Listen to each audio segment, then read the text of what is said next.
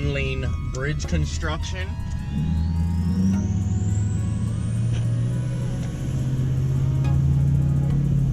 The snow does just make everything pretty. I mean, that's a little stream, we'll call it right there, or maybe, not sure if that's part of the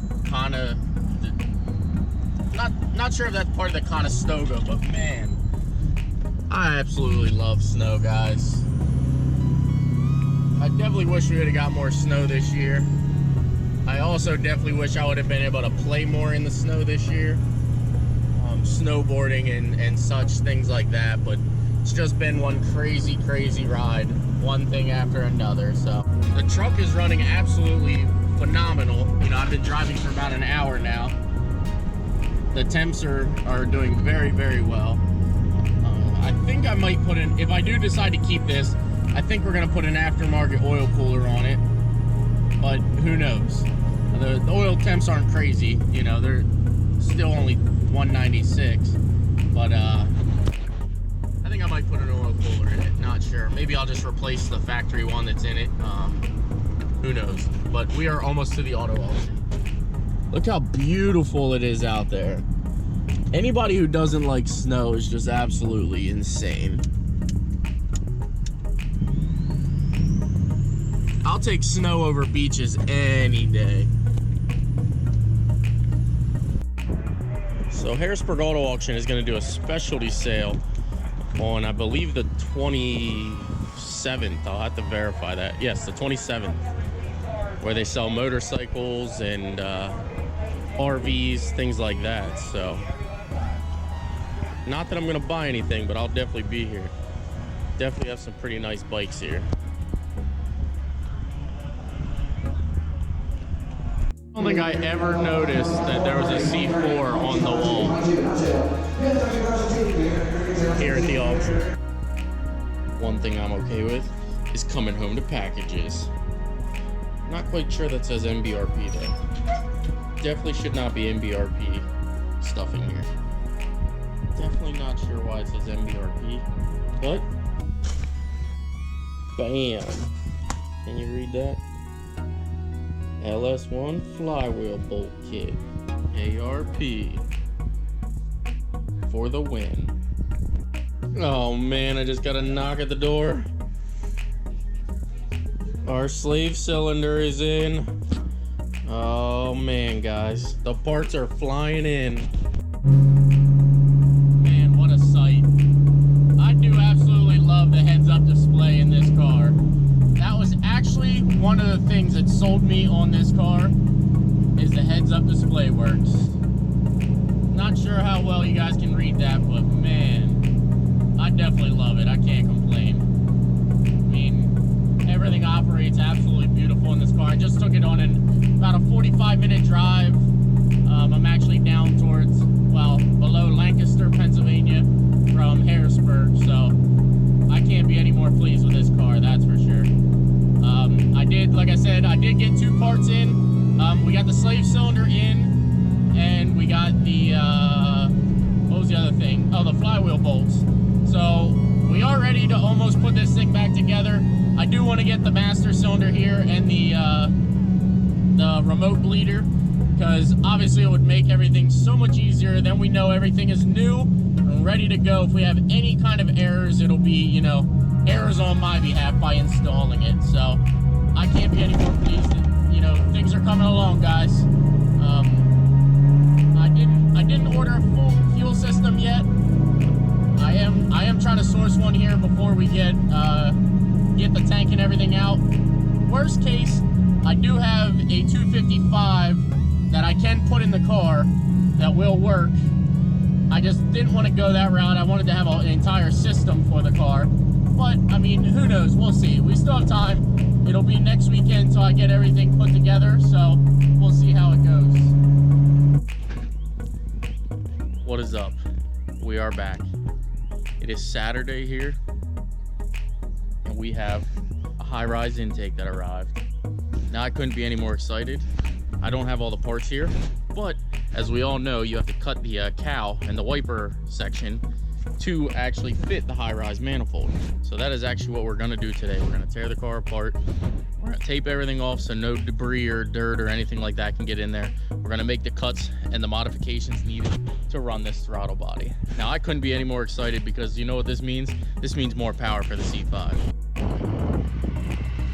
Unbelievable.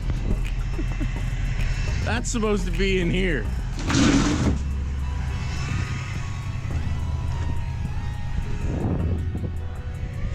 We got to find a way to get this back in the truck, because I don't think the township's going to want it right here. So as you guys know about this car, it is still stock intake manifold, just the nitrous bolt-on plate.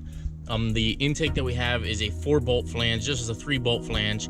So I actually spoke to a few people to see if we can find a 4-bolt flange for this, and I should actually have a throttle body come Monday or Tuesday. So we might as well go ahead and rip everything off a while, move the nitrous out of the way, everything like that. I think what I'm going to do is I'm going to order the plate to run the 3-bolt intake, because that's the nitrous setup, and I want to make sure that this car is ready for the call-out event. So as we know now, this system works. I'm not sure when. I did source a nitrous outlets kit for the 4-bolt, but they were telling me that it wouldn't be here till like the 17th of April, and that's definitely cutting it close. So I don't want to take that off. I might just run the plate system that I need for now and go from there. Since we know this system works and everything bolts in right, we might just stick with it for a little bit yet. So let's go get some tools and start tearing it apart. So a lot of people say, you know, oh, you don't run wiper blades, you don't run wiper blades. Well, you know what, guys, to be honest, this car is never going to be anything, you know, I'm not going to drive it in the rain. We have drag radials on it anyway. So we're going to go ahead and cut up what we have to cut up, do what we have to do to make everything fit. So a lot of people said, oh, the car's wrecked, you know, this is probably broke and everything like that. It's still solid. I guess these break in impacts, things like that. But we're also getting rid of the washer tank that sits here. I don't have a need for it. We don't have wiper blades anyway, so why have washer fluid? So I'm going to start getting to work. We're going to get the intake off and go from there. Now, I did say, a bunch of people asked me where the oil leak was coming from. On the back of the motor here, there's an oil pressure sending unit. When I put that on, I didn't tighten it the whole way. I tried to get it as tight as I could, but that is actually what's leaking. So when we have this off, you guys will be able to see, you know, where the oil leak was coming from that Mike was previously talking about. So let's go ahead, finish getting this wiring nightmare out of the way here, and we'll start chugging away at her. Now we'll see if that'll come out of there.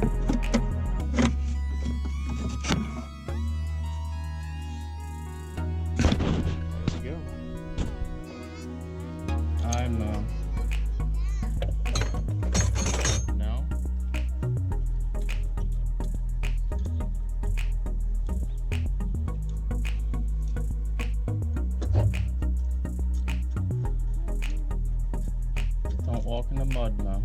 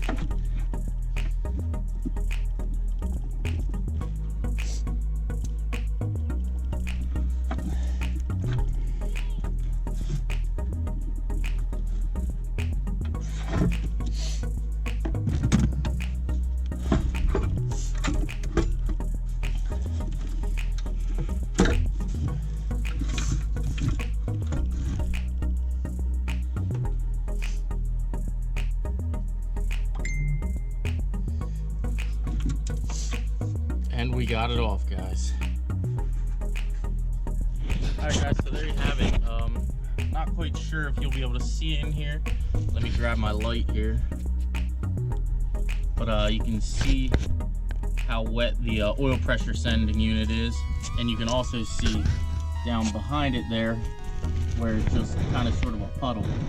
So that was the oil leak all along, and I knew it. You know, I think a couple people doubted that that's what it was, but I knew that that's what it was. So we actually already put the oil pressure sensor in it. See if it's,